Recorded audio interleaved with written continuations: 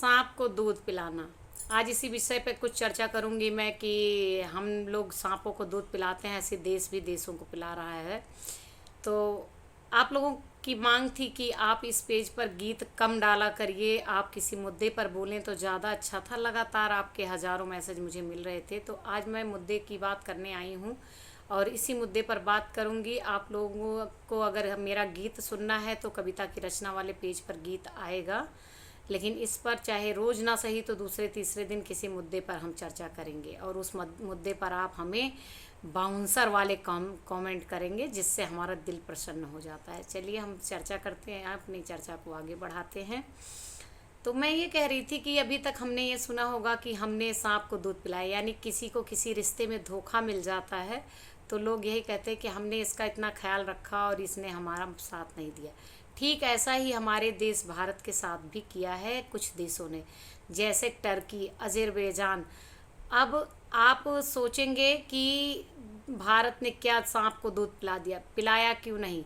जब कोरोना काल था तब भारत ने पैसा और मेडिकल सुविधाओं से टर्की की मदद की। जब टर्की में भूकंप आया तब भारत ने टर्की की मदद की, पैसा भिजवाया, टेंट और दुनिया भर की मेडिकल सुविधाएं, तमाम तरह की चीज़ें खाने पीने की भारत ने भेजी।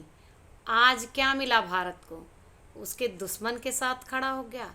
एक बार को अगर पाकिस्तान आतंकवादी देश ना होता तो टर्की साथ देता, तो समझ में आता कि मजहब के नाम पर उसका हो गया।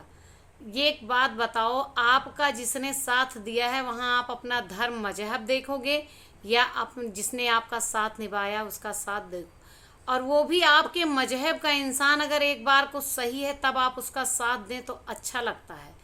जब आपको पता है, पूरी दुनिया जानती है कि मजहब वाला आपका दोस्त जो है वो दुनिया भर में आतंकवाद फैला रहा है, इसका मतलब है कि आपने ना आतंकवाद देखा, ना उस इंसान की खासियत देखी, उस देश की खासियत देखी कि वो कैसा देश है, और आपने एक ऐसे दोस्त के खिलाफ कदम उठा लिया जिसने आपकी मुसीबत के समय में मदद की थी। तो हम इसलिए कह रहे हैं कि भारत ने टर्की जैसे सांपों को पाला, जब उनके यहाँ मुसीबत थी तो साथ दिया। ऐसे ही हम भी कभी कभी कुछ रिश्तों में ठगे जाते हैं, भारत भी ठगा गया, लेकिन अब ठगे जाने की ज़रूरत नहीं है।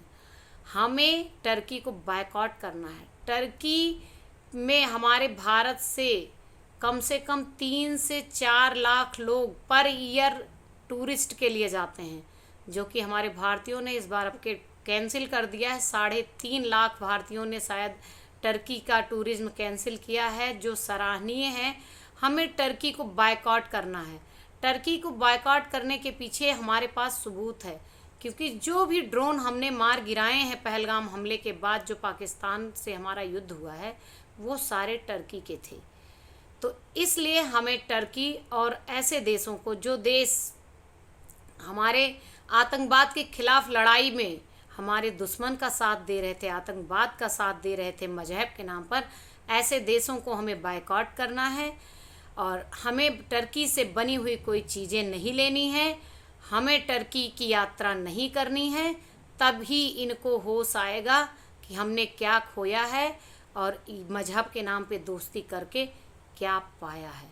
आपको मेरा ये वीडियो कैसा लगा कमेंट में ज़रूर बताइएगा, और ऐसे ही मुद्दों पर अब आपके बीच कविता तिवारी चर्चा लेकर आएंगी और आपके कमेंट का हमें रहेगा इंतज़ार। धन्यवाद।